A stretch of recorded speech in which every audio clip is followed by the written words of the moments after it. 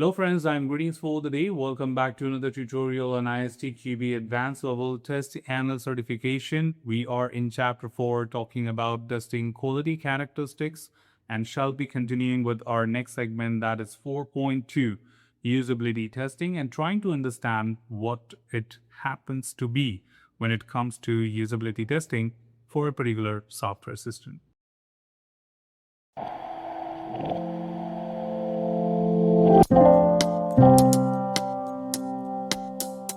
Well, most of us certainly know about usability as a well-defined definition, that is user-friendliness of the system.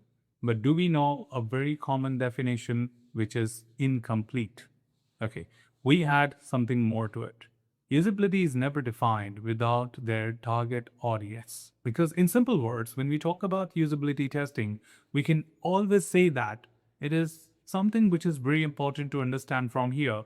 That is, a system can be user-friendly to you, but cannot be user-friendly to me. Or other way around as well, a system can be very user-friendly to me, but cannot be to you. And that is where it becomes very important to understand that usability is never defined without its target audience.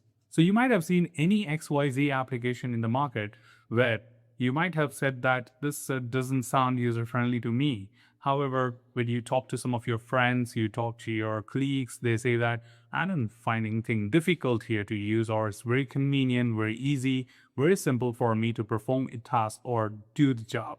And that's where the system has been created for people with different background, different competence level, different skill set, and that is where usability testing is always defined as user friendliness for the given target audience. So depending on the needs and requirements, usability is defined for a particular group of people, and thus it would make sense to them. For example, if an application is built in Chinese, then it would be very much user-friendly for Chinese because they can read and write that. But for anyone else in the world who doesn't read or write Chinese, it would be not at all usable enough, right? So in that context, we would like to talk a little bit more about what is usability and what does it consist of. The very first thing here to talk about is usability testing. What does it focus on? And the very first thing is to talk about the interaction capability. When we talk about interaction capability, it means enabling users to complete tasks in specific context of use. As simple as usability is all about the system is usable to their intended target audience. If I'm someone who is a target audience of a system and I'm unable to use the system, then I would define it as a complicated system rather than user-friendly. And that is where it becomes very important to understand that whether the users are able to use it, perform the required activity effectively, efficiently, and satisfactorily. Whereas the second important attribute of usability testing is the user experience. When we talk about user experience, it simply means addressing the user's perspectives or perceptions before, during, and after interacting with the test objects. Remember, user experience is just not about satisfaction. It's also about how was their experience using the system. Like before, probably they felt that it looks like something new to me. When they started working on it, they felt it's very convenient enough to do all the job. And after that, they had a wonderful experience saying that, oh, that was not tough. For example, I'm sure you would have applied for a visa for the first time in your life. Just remember that particular instance when you did that for the first time and you have never done that before. Was that difficult to fill up a visa form? Answer is you had the passport right next to you, you knew your particular details, like your personal particulars, and you were just supposed to fill up that. Maybe some of us also face some basic difficulties that where should my name go if the passport was not defined with something specific. For example, people with single name, people with name but no surname, and you find it difficult what to write where. All you need is, if there was a simple instruction written or information message written that, hey, this is a screenshot, and if your name is like this is what you put enter in. If your name doesn't have surname, just leave the given name empty. That's it. Or repeat the names. So different country have different protocols. And that information message was adding something to your experience of filing up your visa application form. And yes, I would call it as a user experience. Same way, if you relate to a store visit, there's a salesman assisting you with the entire experience, you would say it was a wonderful experience shopping here. Why? Because there was someone to pamper you, someone to support you, someone to guide you in your entire journey of experience. And that is where the user experience becomes important. Whereas the third one is accessibility. However, accessibility is something very different from usability, but the point is it talks as a sub-characteristics of usability itself. Like it ensures that the users with differently able or disabilities, diverse cultural backgrounds, or language barriers can use the system both effectively and efficiently. You know that most of the systems today offer some of the accessibility features. Like take your smartphone, you have gestures, you have face unlock. To be frank, they are accessibility features. Now, disability doesn't really mean in terms of technology that you are literally disabled, okay, or differently able or specially able.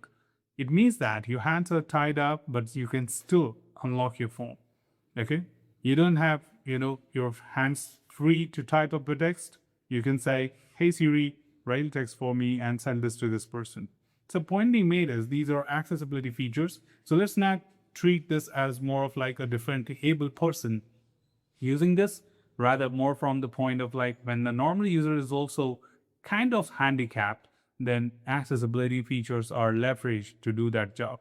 So using a gesture, using a sign language, or many other things on your phone or service systems, you would call them an accessibility, right? So as far as a system is usable to differently able people or people with disability, can be of any kind, you call them an accessibility. So here, a test analyst can collaborate in usability from early phases by using knowledge of the target user groups, their goals, their context of use, potential difficulties using the system, negative user experiences. So put together, a test analyst looks forward to identify all these behavior from the user target audience, or target users, and try to build up the entire context of user friendliness.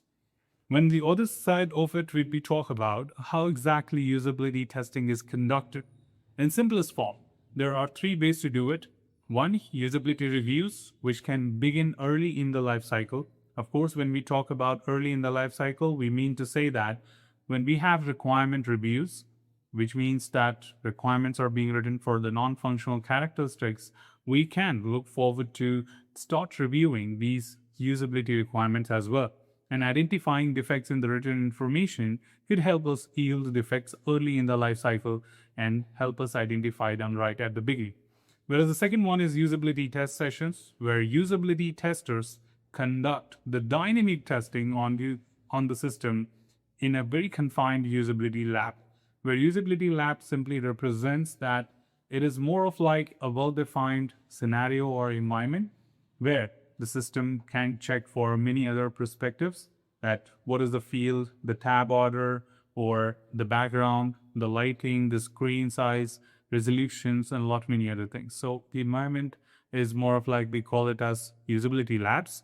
And yes, to a certain extent, the usability testers are also known as real users. So in the examination, if you come across the word real user, don't get confused. You're talking about the usability testers because they always behave like real users, okay? Not technically.